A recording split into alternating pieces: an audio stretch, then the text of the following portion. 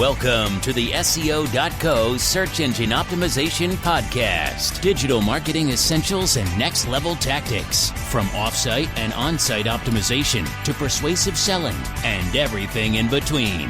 You'll learn actionable tips on what it takes to outright and outrank your competition.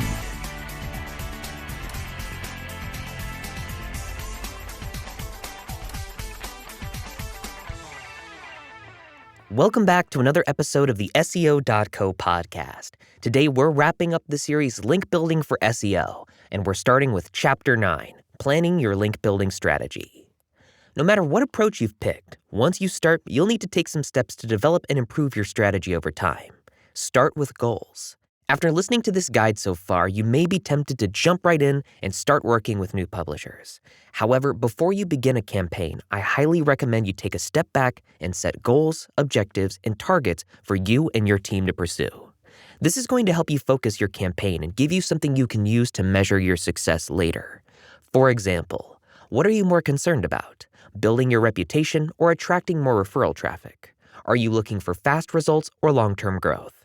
These types of questions will help you outline what publishers you're going to target and how much time, money, and effort you'll need to put into your campaign.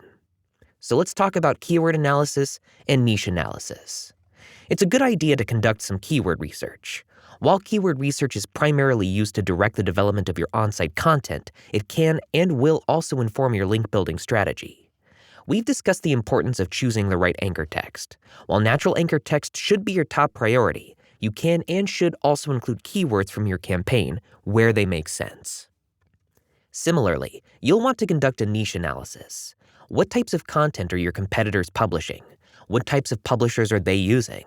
How can you position yourself to be an expert in a niche without much competition?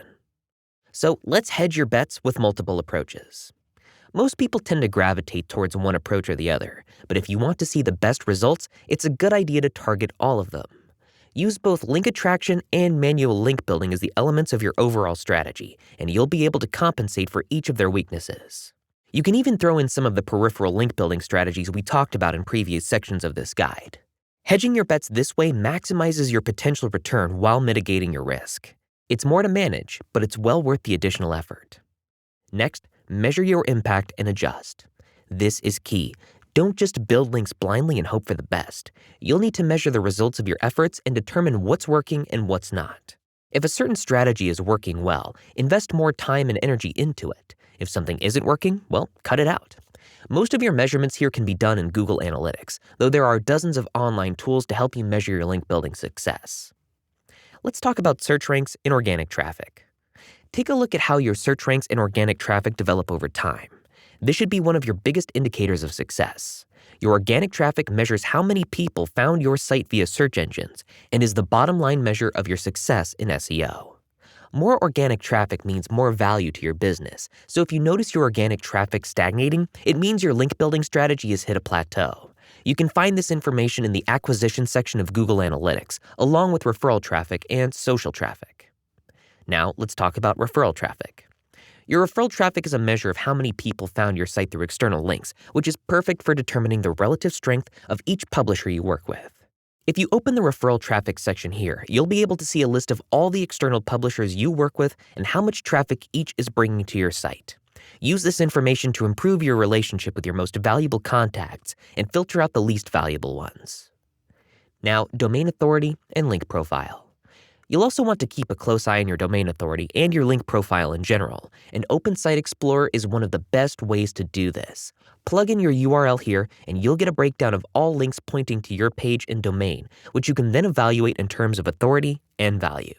You'll get to see how valuable your current link profile is, where your heavy hitters are, and just as importantly, if there are any bad links that have cropped up that might be interfering with your authority score.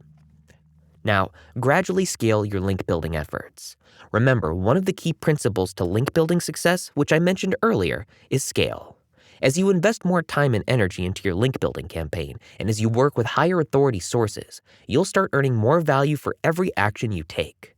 This is because link building is a strategy that compounds in value over time, but only if you scale your link building efforts upward.